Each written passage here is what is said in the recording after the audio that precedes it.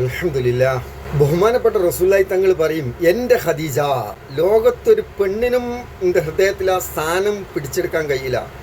അത്രത്തോളം ബഹുമാനപ്പെട്ട റസൂലുള്ളാഹി തങ്ങൾക്ക് സ്നേഹം ഉണ്ടായിരുന്ന ഒരു ഭാര്യയായിരുന്നു ഖദീജ റളിയല്ലാഹു മഹദി. അത്രത്തോളം നബി തങ്ങളെ ഹൃദയത്തിനെ സ്വാധീനിച്ചിരുന്നു. ഖദീജ റളിയല്ലാഹു വഫാത്തിൻ്റെ ആ കൊല്ലം ദുഃഖവർഷമായിട്ട് സഹാബാക്കൾ അനുസ്മരിക്കുമായിരുന്നു.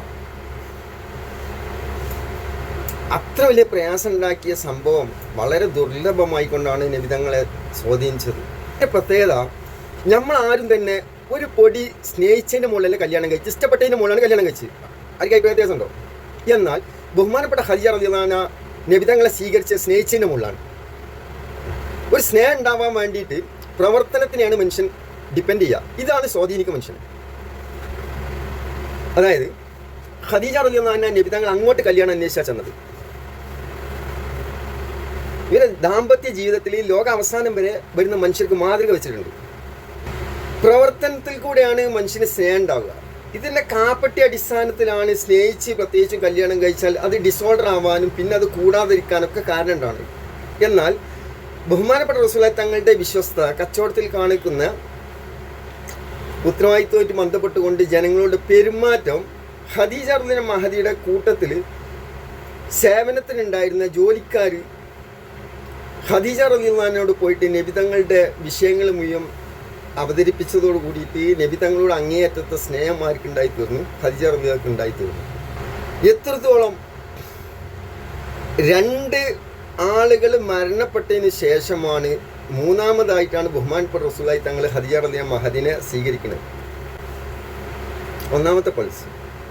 എന്നാൽ ഒരു സ്ത്രീകൾക്കും നബിതങ്ങളുടെ ഹൃദയത്തിൽ ഇത്ര സ്വാധീനം ചെലുത്താൻ കഴിഞ്ഞിട്ടുമില്ല. ഒരു സമയത്ത് സമൂഹം സംസാരത്തിലിട്ട് ഈ ഒരു പാപ്പരല്ലാതെ ഖദീജക്ക് ഇത്രയും വലിയ കോടീശ്വരത്തിയായത്, അതായത് എത്രത്തോളം സമ്പത്തിൻ്റെ ആസ്തി എന്ന് വെച്ച് കഴിഞ്ഞാൽ മദീന മുനവറയിലുള്ള മുഴുവൻ ആളുകളുടെയും സമ്പത്തിൻ്റെ പകുതി ഒരുമിച്ച് കൂട്ടിയാൽ എത്ര ഉണ്ടാവോ അത്രത്തോളം സമ്പത്തിൻ്റെ ഉടമസ്ഥയായിരുന്നു ബഹുമാനപ്പെട്ട ഖദീജ റളിയല്ലാഹു മഹദി എന്നുള്ളതാണ്. അത്രയും വലിയ കോടീശ്വരത്തിയായിരുന്നു. എന്നാൽ ജനങ്ങൾ സംസാരിക്കാൻ തുടങ്ങി, ഈ ഒരു പാപ്പരല്ലാതെ ഈ ഖദീജക്ക് കിട്ടിയിട്ടില്ലല്ലോ എന്നുള്ളത്. നബി തങ്ങളെ സംബന്ധിച്ചിടത്തോളം സാമ്പത്തികമായിട്ട് ഒന്നുമില്ല എന്നുള്ള രീതിയിൽ സംസാരിക്കുന്നുണ്ട്. ആ സമയത്ത് ഖദീജ റളിയല്ലാഹു അൻഹ മഹദി ചെയ്ത ഒരു പ്രവർത്തനം ഉണ്ട് അവിടെ.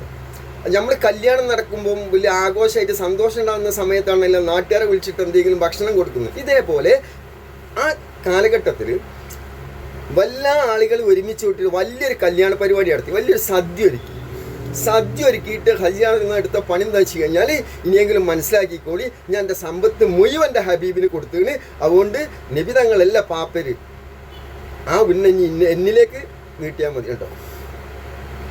ഇതായിരുന്നു ഖദീജ റളിയല്ലാഹു മഹദി.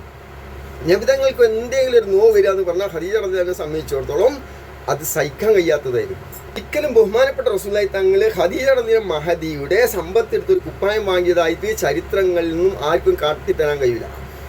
നല്ല മനസ്സിലാക്കേണ്ട വിഷയമാണ്. എന്നാൽ ദീനിൻ്റെ ആവശ്യത്തിന് വേണ്ടി മാത്രം മദീനയിലേക്കുള്ള യാത്രക്ക് മുമ്പ് തന്നെ ഖദീജ റളിയല്ലാഹു അൻഹ മഹദി വിട പറഞ്ഞിട്ടുണ്ടെന്ന് ആ സമ്പത്ത് മുഴുവൻ തീർന്നിട്ടുണ്ട്.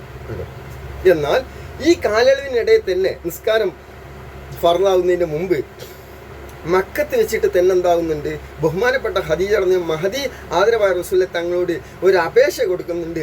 തങ്ങൾ എൻ്റെ ഉള്ളിനുള്ളിൽ വലിയൊരു ആഗ്രഹമുണ്ട്, അതെനിക്ക് എൻ്റെ തങ്ങൾ നിറവേറ്റി തരുമോ എന്ന് ചോദിക്കുന്നുണ്ട്. ഒരു ഭർത്താവിന് കൊടുക്കുന്ന പരിഗണന. ഖദീജ എന്താ ആവശ്യം ഉണർത്ത്. ആ സമയത്ത് ബഹുമാനപ്പെട്ട റസൂലുള്ളാഹി തങ്ങളോട് ഖദീജ റളിയല്ലാഹു മഹദിയുടെ ആവശ്യം മുന്നിൽ വന്നപ്പോൾ ഖദീജ ഈ ആവശ്യം പറയും. ആ സമയത്ത് ഞാൻ മരണപ്പെട്ട് കഴിഞ്ഞാൽ തങ്ങളെ ഉടുപ്പ് എനിക്കെടുത്തിട്ട് എന്നെ ദഫൻ ചെയ്തു തരുമോ എന്നുള്ളതാണ് ചോദിച്ചത്. ഒരു ഭർത്താവിൻ്റെ മുമ്പിൽ ആവശ്യം ഉന്നയിക്കുന്ന അവസ്ഥ. ഒരു കോടീശ്വരത്തിയായ മഹദി, അല്ലാഹുവിൻ്റെ ഹബീബ് സ്വല്ലല്ലാഹു അലൈഹി വസല്ലം ലോകത്തിന് തുല്യതയില്ലാത്ത മറുപടിയോടെ സമർപ്പിച്ച്, ഖദീജ, എൻ്റെ ശരീര തൊലി ഊരിയിട്ട് എന്നെ ദഫൻ ചെയ്യാൻ കഴിയെങ്കിൽ അതങ്ങനെ തന്നെ ഞാൻ ചെയ്യുമായിരുന്നു ഖദീജ. ഇതായിരുന്നു അവർ തമ്മിലുള്ള ബന്ധം. തുല്യതയില്ലാത്ത അല്ലാഹുവിൻ്റെ ഹബീബ് സ്വല്ലല്ലാഹു അലൈഹി വസല്ലം ലൈഫ് മനസ്സിലാക്കിയെടുക്കേണ്ടതുണ്ട്, പഠിക്കേണ്ടതുണ്ട്. അതാണ് ഈ ഉമ്മത്തിൻ്റെ മാതൃക.